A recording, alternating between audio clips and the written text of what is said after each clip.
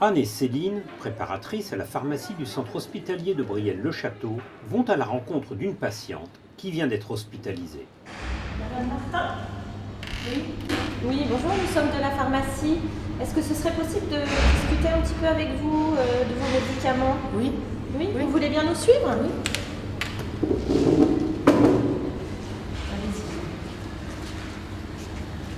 Donc on va vous poser quelques petites questions sur vos médicaments que vous preniez avant d'arriver à l'hôpital. Vous êtes bien Madame Martin-Louise ? Bah oui.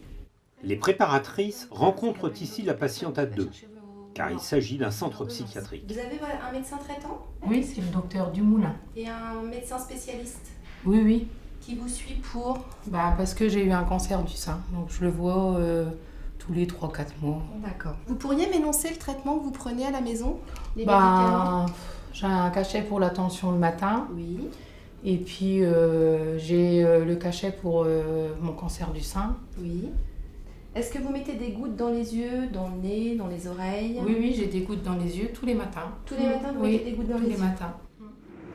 C'est bizarre cette histoire de gouttes dans les yeux, là. On n'a pas vu sur aucune de ces ordonnances dans le Oui, dossier. elle nous a parlé de gouttes ophtalmiques, on n'a rien vu. Et cancer du sein, c'est pareil, on n'a rien vu non plus sur l'ordonnance d'admission. On va regarder par rapport à ce qu'elle prend, ce qui a été prescrit par le médecin. On va contacter la pharmacie de ville, voir ce qu'elle prenait avant son admission. Oui, bonjour, c'est la pharmacie de l'EPSMA. Je me permets de vous contacter dans le cadre de la conciliation médicamenteuse. Nous avons Madame Martin-Louise qui a été hospitalisée chez nous hier. Et j'aimerais savoir si elle venait dans votre pharmacie. Oui, d'accord. Je voulais savoir si c'était possible de nous faire parvenir ces ordonnances des 4 derniers mois, s'il vous plaît. Oui, dites-moi. On a Madame Martin. Ah, vous venez d'aller la voir, c'est ça ? Oui, hier, ouais. D'accord.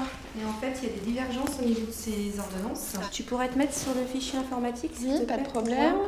Il y a des divergences au niveau de ces traitements. Alors, dites-moi. Elle a du létrozole de prescrit par un oncologue de Troyes qui n'est pas D'accord. repris. Qui n'est pas repris chez Non. nous. Mhm.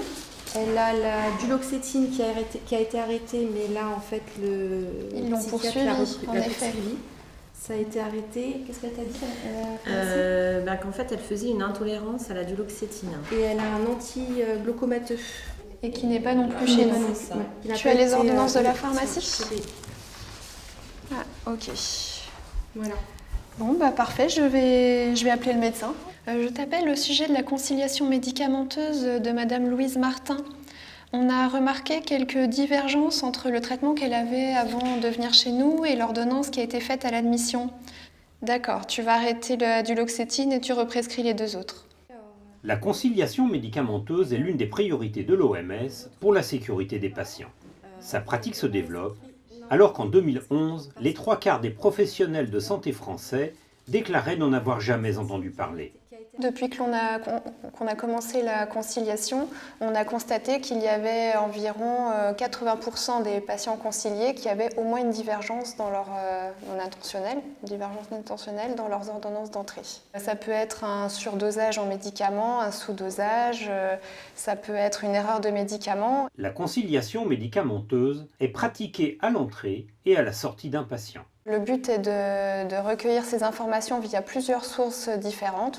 L'idéal, c'est 3 sources, afin d'établir une liste exhaustive de tout ce qu'il prenait avant l'hospitalisation et de confronter cette liste à ce qui a été prescrit sur la première ordonnance à l'admission. Les préparateurs, dès qu'ils sont informés de la sortie d'un patient, vont reprendre ce que le patient avait en ville avant son admission.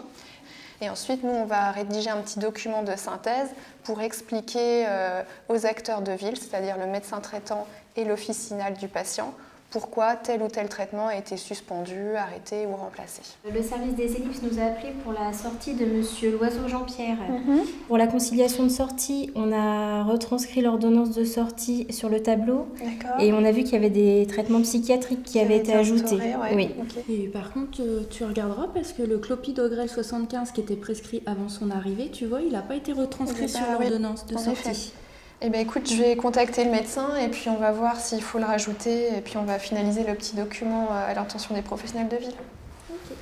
Alors j'ai vu avec le médecin, en fait le clopidogrel a été suspendu parce que le patient a eu récemment... La conciliation médicamenteuse, c'est la garantie pour le patient du traitement le mieux adapté pendant et après une hospitalisation.